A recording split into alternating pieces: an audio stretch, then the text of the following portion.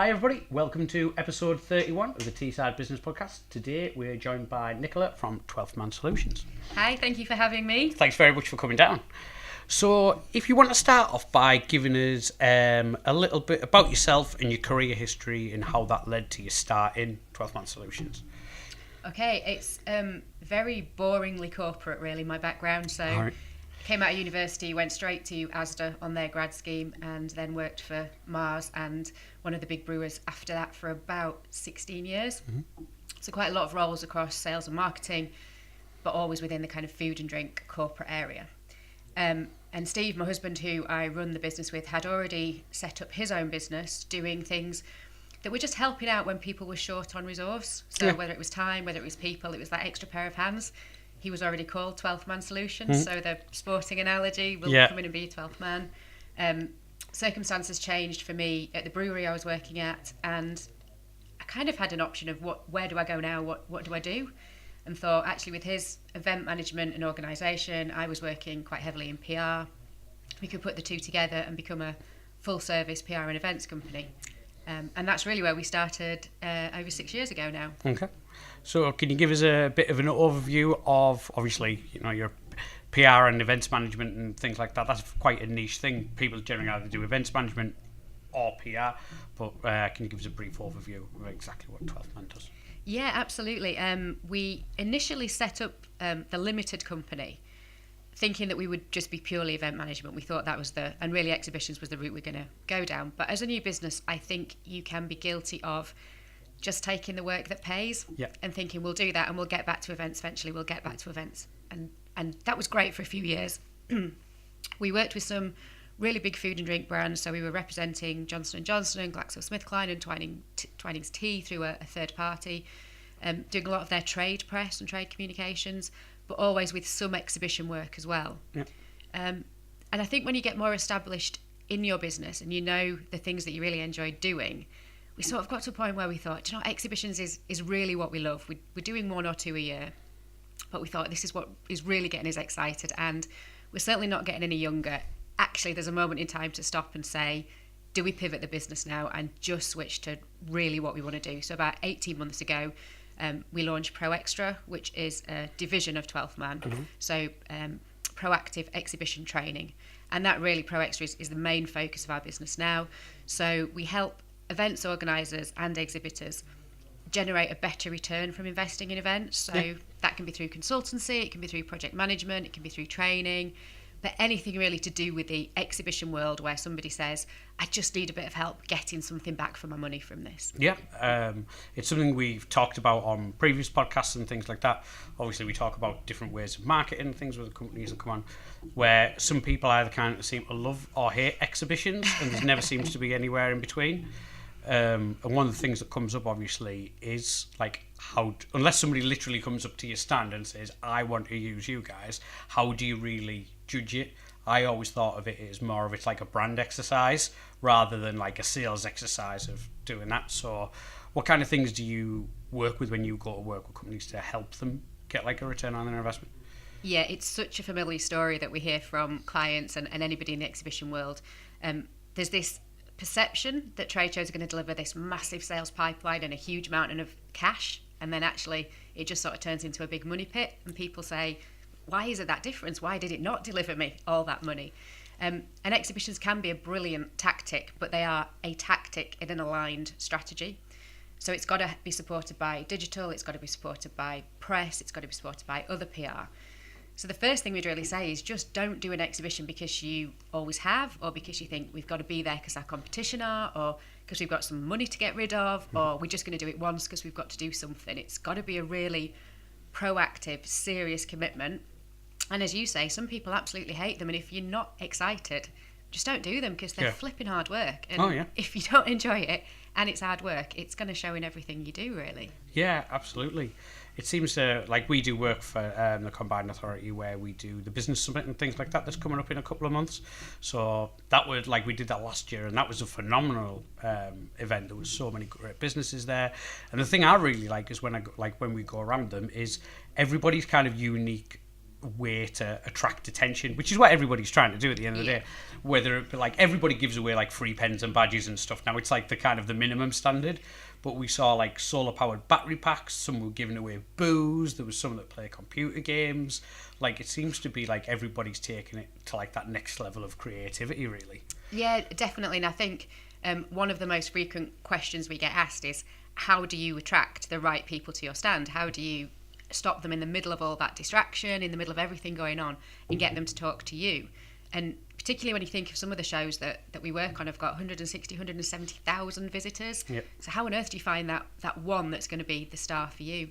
And it's all the work you put in beforehand, all the pre-show marketing. So social media and digital gives you an amazing platform now to talk about what you're going to be doing at the show. But all of that comes back to thinking right at the very beginning, what's our objective? What is it that we're trying to achieve out of this show? So is it about brand awareness? Is it about meeting people we don't know? Is it about meeting people we do know but selling them a new service? Is it about just being part of our local business network, which is why things like the Tees Valley Business Summit are just so great for being part of your local business community? And it might not be that you're going to meet 20 customers who are all going to deliver £1 million in sales, but that's not your objective for that show, and that's fine as long as you know that. So the setting the objectives is the first thing, and then the giveaways and the grab'ems are all brilliant as long as there is some way of that converting to a conversation that helps you deliver an objective. So you see people giving away cupcakes. If you're not a cupcake seller, why on earth are you giving away cupcakes? It's completely irrelevant to your brand. It doesn't mean anything.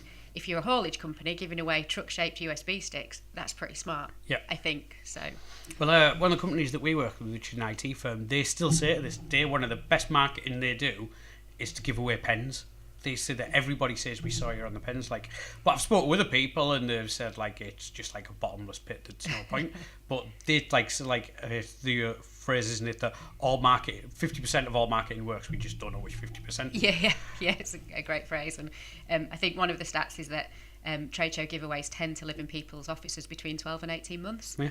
So that's great. It has kind of got that sort of longevity. And if you're doing a big show, we just say maybe keep some pens and badges and trinkets at the front of your stand for the customers that you're perhaps not that bothered about. Have some more exciting, sexy stuff at the back of the stand for those people who are going to deliver more value, have the potential to do more business. So you're giving them something a bit more personalised, a bit more valuable. Obviously, when we had Andy Larmouth on, that you'd recently mentioned, obviously, that a big part of his job and why he's going into events and conferences and that is that icebreaker which I can imagine is a massive part of events and things like, especially exhibitions. Getting the people to come to the stall, but then nobody likes being sold to anymore. So nobody wants somebody to dive on you as soon as you walk up to a stand and try and give like the patter. So being educated on how to break the ice and have a conversation, is that something that you help people with and things like that? Absolutely. And it's probably the biggest fear that people have. And as I say, there's this perception that trade shows are really easy and anybody can do them, and they're not. They're really hard, and even the best salespeople in the world can struggle at trade shows because you've got to stop random strangers. And salespeople are great at selling to people they know or that they've spoken to on the phone, but it's a very different and awkward environment being at a trade show. And that's, I think, where the sorts of services that Andy delivers are just brilliant, because it does create that kind of engagement and getting somebody to stop and think. So there's loads of magicians in trade shows, and Andy's a great example of actually thinking about what's the magic that I could use that's relevant. So what's the magic that this business delivers, and therefore how can I help start to show that in what I'm doing? So the stopping people and ice breaking, really, really crucial. It's the bit that people are really frightened about, and if you're a bit of an introvert, it's really tough. And we talk in the book about wallflower Wilmers who just want to hide at the back of the stand. They don't want to get anybody's eye contact. They just want to clean the stand, tidy up. And actually, if you've got somebody who's a wallflower Wilmer, don't take them, because you're just making it difficult for them. You're making it difficult for you to manage. But we work in a lot of the training courses and the kind of workshops that we do about thinking of your opening line. So just taking maybe half an hour to think about what's the first thing that we're going to say to somebody, and how does that engage with them, but also how does it lead to a point where we can start to filter whether they're valuable or not. And if you've got 3 or 4 lines in your head, it's almost easier, because you just think, I know where this conversation starts. I know where it's going. We do a lot of role plays, and people feel really awkward, but 2 or 3 practices and you'll feel much better about going on your stand on the day. Well, at least you're doing it in a safe environment at the end of the day. Exactly. There's no stakes there, is there? So you can kind of fumble and get used to doing it. Yeah. One of the things that you've already mentioned that I was really keen to talk to you about was, obviously, you mentioned marketing up to the event, which is 99% people don't. They just kind of, and that's the same with a lot of stuff, whether it's on social, going live, or other kind of events that they do, or sponsors or competitions. They just go out cold and then wonder, well, why doesn't anybody know what's kind of happening? Yeah. How dare they not instantly, psychically know? Yeah. But obviously that's insanely important. But one of the things that I'm noticing a lot at the moment, and it's something we do at shows, even if we don't attend them, is to market geographically to those people in the actual thing, which I think is something that's, if you can have a stand there already, but then also have follow-up adverts that are targeted to people who are interested in business and they're actually going to this geographical area, I think it's like a massive, I can see it being like another layer of does that make sense? It does. It does, absolutely. And I think that's where what we're finding with a lot of clients that we work with is this assumption that it's digital or live events and that they've got to compete, and actually they're just part of the same plan. And doing a live event gives you something to talk about on digital, and having digital gives you a platform that's really efficient, really quick. You can be part of a bigger conversation. So all of the traditional offline marketing tactics, all the online stuff and events should come together. And we kind of talk about exhibitions really as being, it's a bit like a wedding. So you've got all of that hard planning that goes into it, really hard work. The time that you're actually at the show just passes in a blur, and lots of things kind of happen. And then the hard work starts, with the marriage or with the following up the day after.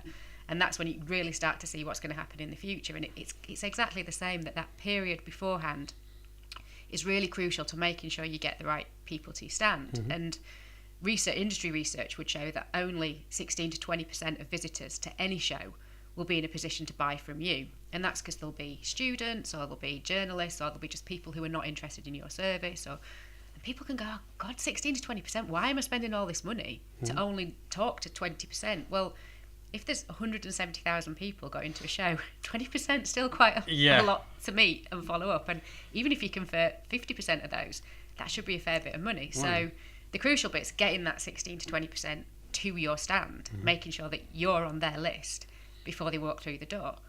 But the biggest thing we find with clients is they don't even know who that 16 to 20% is. So companies really struggle to identify, okay, who is it I want to talk to? Who would be my dream contact be? What do they look like? What's the job title? What business are they from? How much money have they got to spend? Who are they being serviced by already? And that's hard work, just writing that list of 100 people you really want to meet.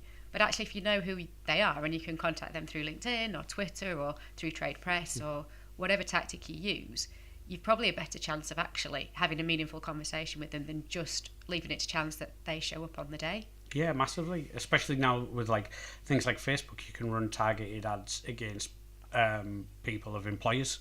So if it was a certain companies and things that you had on your list, you can run ads for your trade show against people who are employed by that company. Absolutely. So there's like a great way of putting yourself in a position to succeed while you're at the show. Yeah. One of the things that you mentioned there was obviously the follow-up side of it, which is all the work that comes after the exhibition, etc.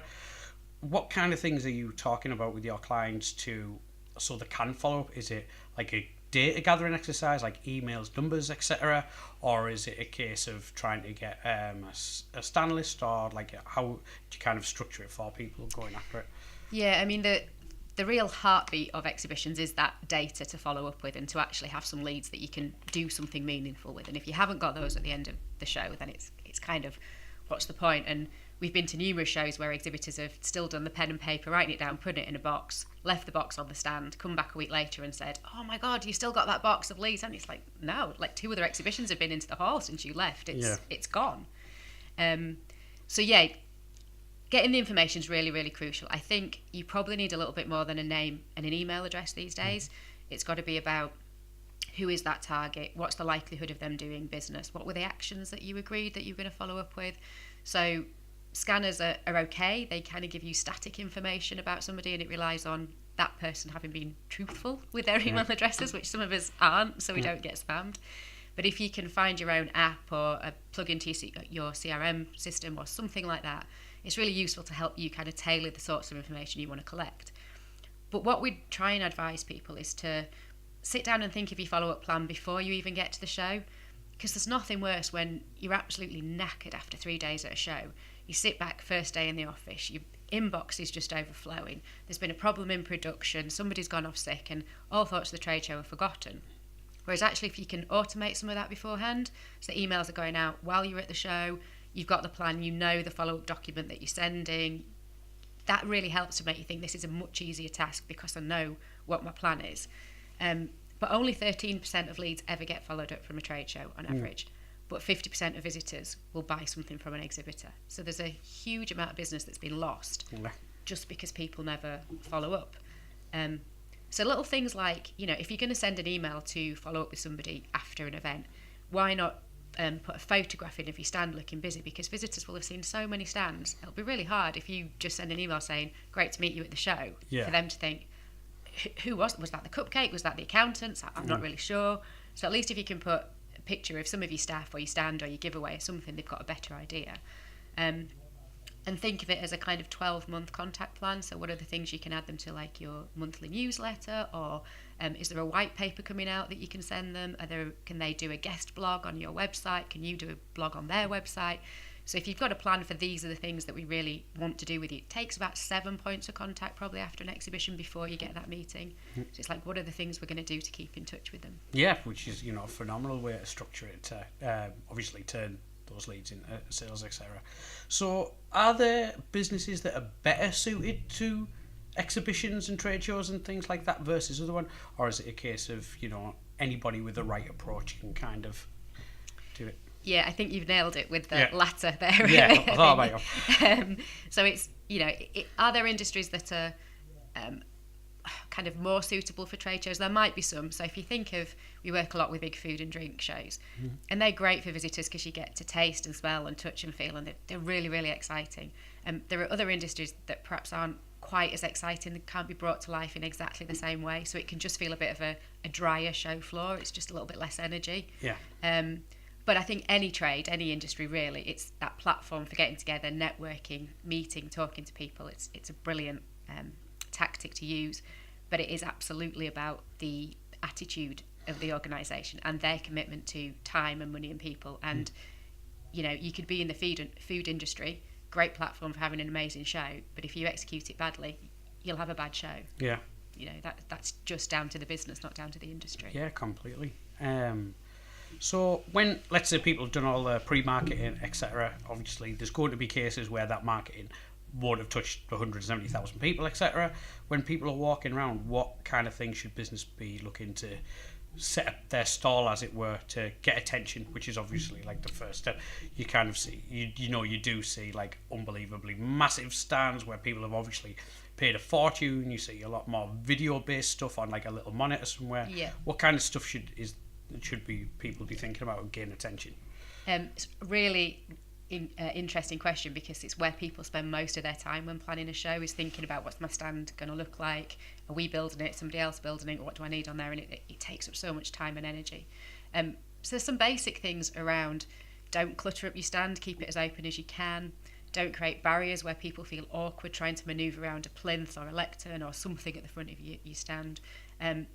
Really know what every bit of your stand, what purpose it's serving. So if you've got a TV, what are you showing on there? What are people getting from that TV that they're not going to get from a conversation with you? Are you showing an example of a process or a machine or something? Actually, if you are, why haven't you got the machine there, unless it's just huge?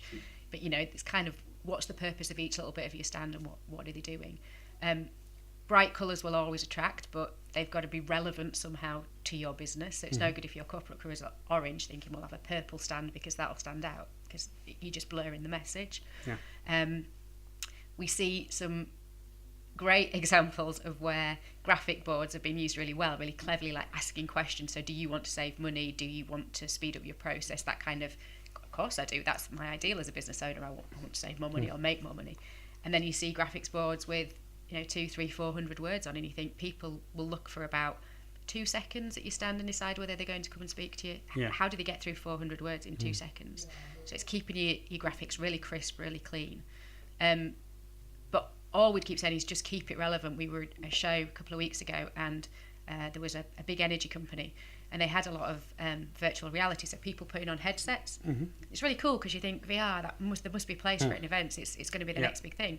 But you're at a face-to-face trade show. The whole point of a trade show is to have conversations and be face-to-face. So on a stand, you'd got 4 people with headsets on that never interacted with any of the team. You're kind of doing tech for tech's sake there. There's no relevance. It doesn't link back to your energy company. It's just cool but meaningless.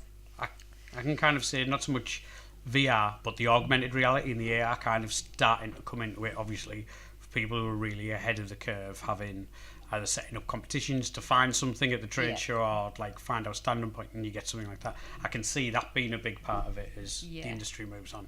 Definitely. In fact, the blog that came out this week that we wrote was around kind of how tech's going to be involved.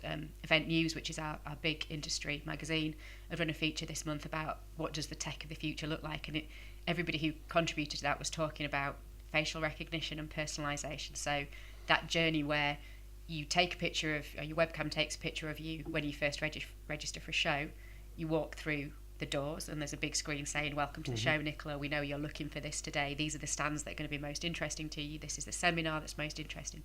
You go up to a stand, they've got facial recognition, they know who you are before you can run to the stand, they know what pre-coms you've had.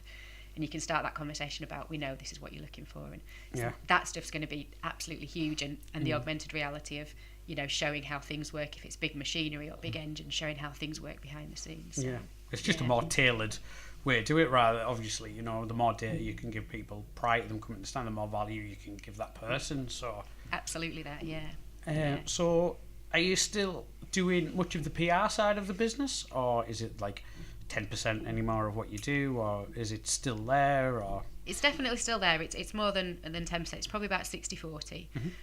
Probably a lot of the PR work we do is around kind of trade press, so media relations, and it would mainly be for exhibitors who are wanting to amplify what they're doing through trade press, so kind of get some longevity after the event with things like thought leadership and profiles, interviews, that kind of thing.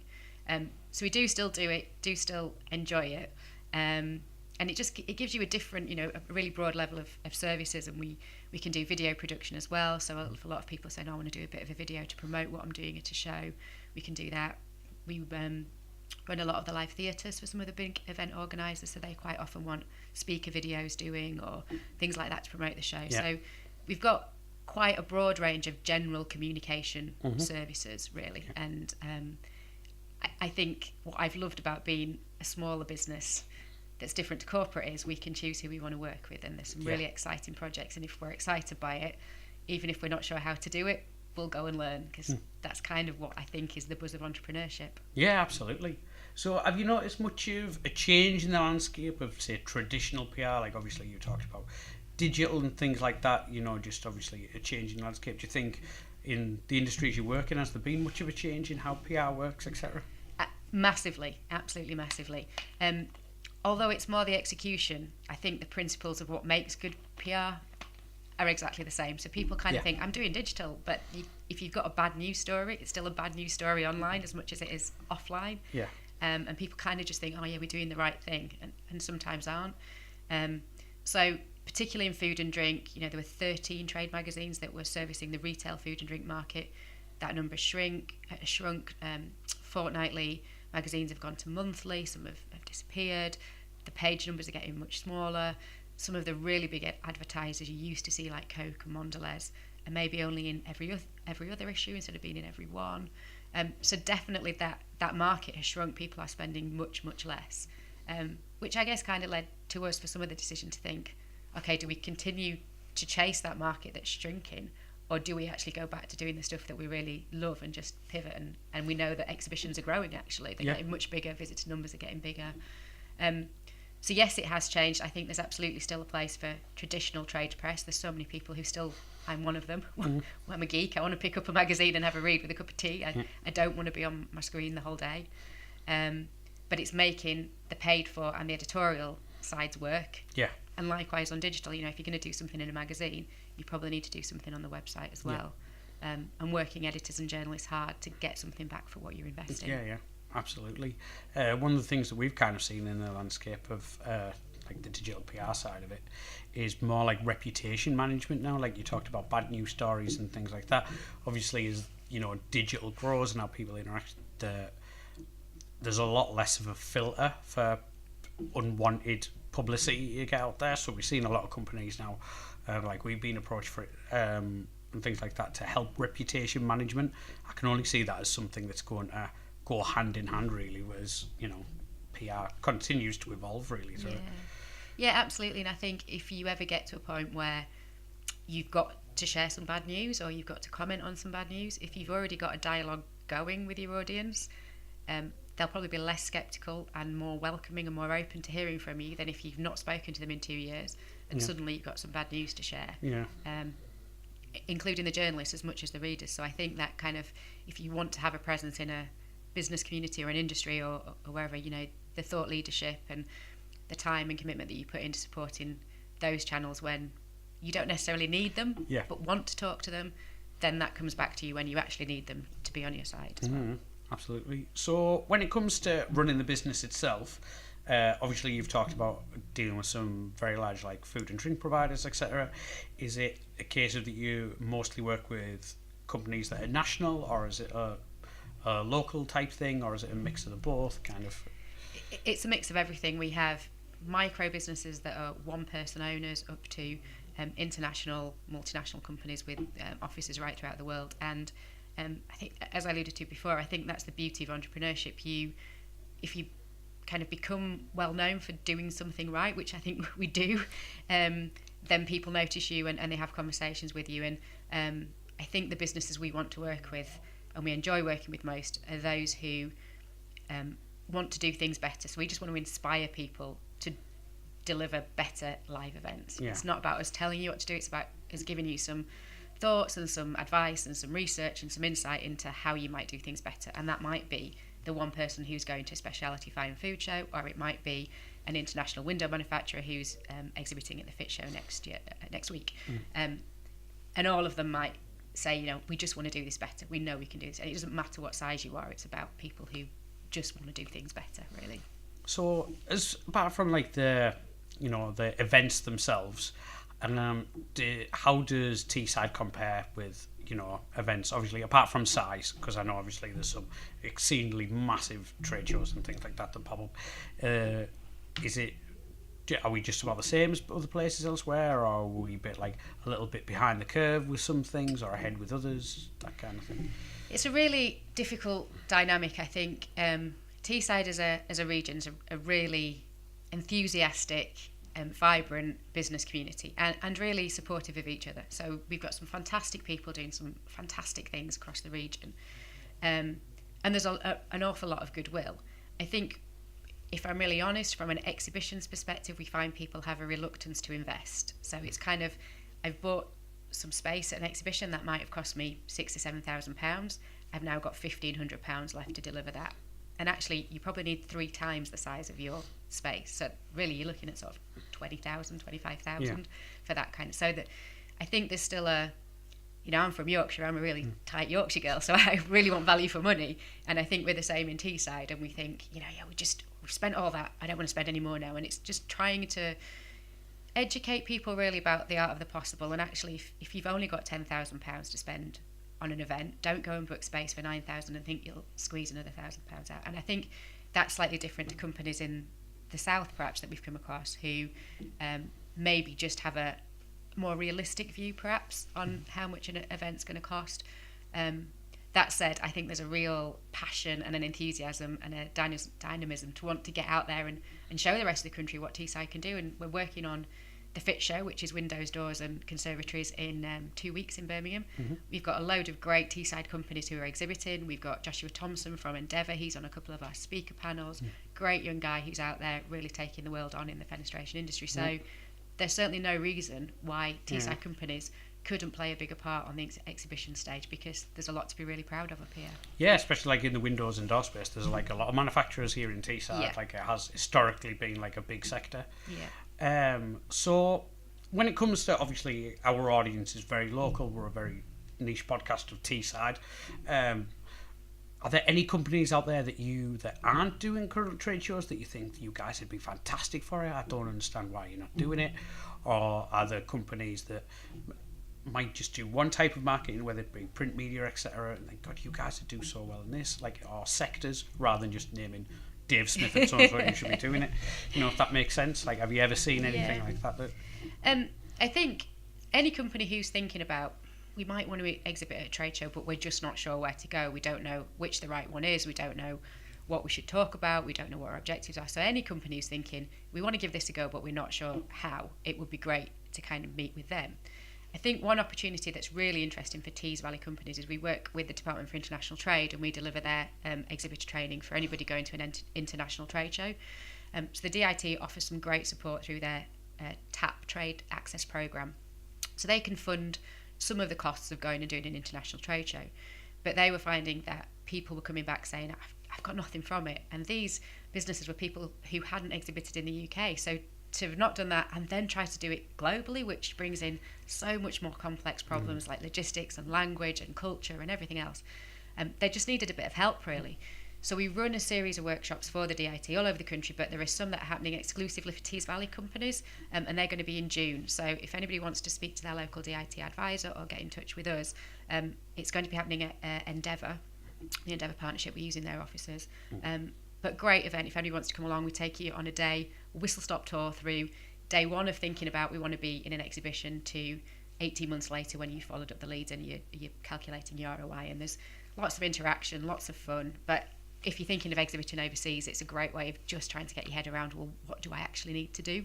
Yeah, I imagine there's a lot to think about it just for a normal trade show, never mind when you start to include all those things. Yeah. So are there any businesses locally that either you want to work with specifically, or services that you guys need? A couple of our guests in the past have said, what I really need is somebody who can do X, Y, or Z. So they use it as a bit of a platform and try and find it. Is there anything for you guys that we can help you with?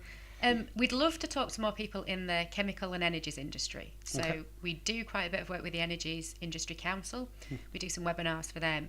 And it'd be great to get those guys involved in the webinar. And then if they think, do you know what, we just still need some more help, and actually we might just want you to take all this off our hands, so we can do project management for any business who's thinking, we really want to do this, we just haven't got the time or the people, then hand it over to us and literally we'll give you your plane ticket or give you your rail ticket, and all you need to do is turn up and your stand will be built and we'll have done your pre-show marketing and got you interviews with the trade press and everything that needs to happen. So, but I think chemical and energy companies are really probably where those sectors have got some really interesting shows coming up, and I think Teesside really leads the way. Yeah, obviously. Definitely. And we can raise our profile, I think, through the things like the seminar programs and getting in those speaker slots and being seen as thought leaders in the industry. I think we've got some great minds on the region who we just want to get out there and get into those seminar programs. So it'd be great to hear from anybody in those industries. Well, that's phenomenal. Hopefully, so if anybody's listening, please get in touch. So when everybody comes on the podcast, we like to ask them 3 questions that you might have seen on going on the other podcast. It's the only thing now. Sometimes people are prepared for them, and we really like to just shine a big light in people's eyes. So the 3 questions in order. I'll tell you the 3 first. There we go. The first one is, what does success look like to you? Because we ask everybody because everybody's different, and we have a million different answers.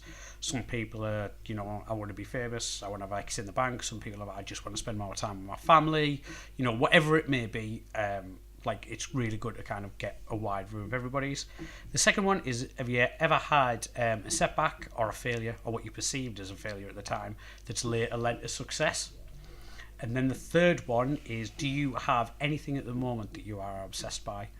And we've had things like gadgets, TV shows, new bits of kit for business, books, like anything and everything we've had. So there's been a really Ben Houchin, the mayor that we were just talking about, came on, and he was obsessed with like home automation, like Alexas and stuff like that. So he was really obsessed with automating his full home and things like that. So there's been a million different answers for everything. So we'll start with the first one. One of the hardest to answer is, what does success look like to you? Can I give you 2 answers to that, or is that being too cheeky? No, you can give us 2. So a personal success would be that one day this business delivers enough for us to go and live in Portugal by the sea. with a nice little beach bar, and that would be great in a few years. That's the big dream. I guess professionally, success would look like for me where we just tried to help change the culture and the perception of exhibitions. So many people just see them as a complete and utter waste of money, and they're such a powerful marketing tactic. So if we can be part of the legacy and part of the conversation that changes how people think, just by inspiring some people to do things differently, that for me is job done. I think that'd be amazing. The second question was... have you ever had a setback or a failure, or at the time what was perceived to be a failure, that has later led to success or put you on the path to something else where it's all worked out in the end, kind of thing?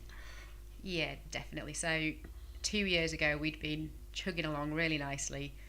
4 years doing some great PR work on some big brands. Things were going well. As a marketing company, we hadn't particularly needed to do any marketing. There was a lot of word of mouth. We were involved in some interesting projects. We could go on holiday twice a year. Things were good. We'd moved house. We'd built an office in the back garden. We got the lifestyle we wanted. Brexit happened. Whether Brexit was kind of part of that equation or not, I'm not sure. But something changed completely in the communications world, and work budgets just dried up from all of the food and drink manufacturers. For every agency you spoke to was fighting for work. And we kind of sat there thinking, we're not sure where the next year goes. What does this mean? Do we go and get jobs again? Do we come out of the business? My family have got a business. Do I go and try and help them more with their business? Is that where we should be going? And we just kind of had a couple of months of thinking, I don't know where we're going. I don't know what we're doing. But it gives you that opportunity to really go back to, of everything we've done in the last few years, what's the thing that really gets us excited? So if we were to put some real time and effort into something, what would it be? And we thought of everything from renovating furniture, which Steve, my husband, does a little bit, or charity work, or if we were to spend our time and our lives doing something, what would it be? And we kind of just went, it's exhibitions, it's live events. We're never happier than when we're on site. So it let us pivot the business. Luckily, we were already working in it to a certain degree, so it wasn't a complete change, but it did that absolutely clear focus about, let's write some training courses, let's write a book, let's start a new website, so we could really sit down and plan where the business was going and have a really, really strong foundation of tools and materials that we'd never had at the start of the business. If it was kind of that, this is our second chance to set the business up, and this time we're doing it right. And kind of 18 months down the line where we're busy, we're really busy, and it's brilliant, and we love it, and we're all over the place, delivering live theatres or helping exhibitors, and you're delivering a training course to a window manufacturer one day and a diesel particulate filtrate company the next day, and they're two industries I never thought I needed to know anything about. Yeah. So I think that's phenomenal. That's the turnaround. And then the third one is one thing that you are obsessed about at the moment. It could be anything. The one thing that is keeping us awake at the moment is the launch of The Exhibitionist, which is our book, which goes live on the 16th of May.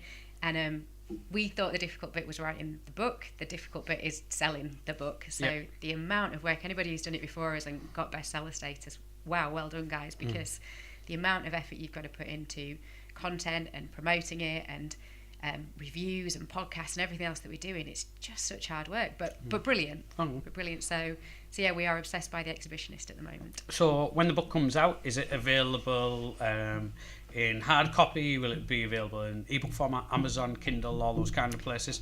All of the above. So live on Amazon in hard copy and ebook from the 16th of May, available from our website, where you get a few little extras along with it that if you order one off the website, you'll find out what they are. And there's also a journal, like an A4 ring binder that's got a lot of tools and trackers and reflective questions and various things to use alongside the book. So it's kind of that workbook process. And it's available throughout the world in bookshops as well. So. That's brilliant. So if anybody who's been listening who currently does trade shows, etc., or anybody who's looking to get into it, where are the best places for them to find you? We'll send them to the website, which is www.inspiringexhibitors.com.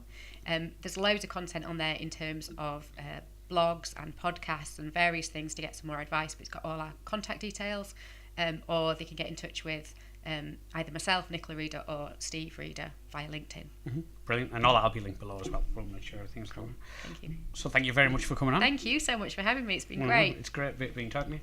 So this has been the Teesside Business Podcast. The Teesside Business Podcast is promoted and produced by Person to Person Marketing. Thank you very much for listening.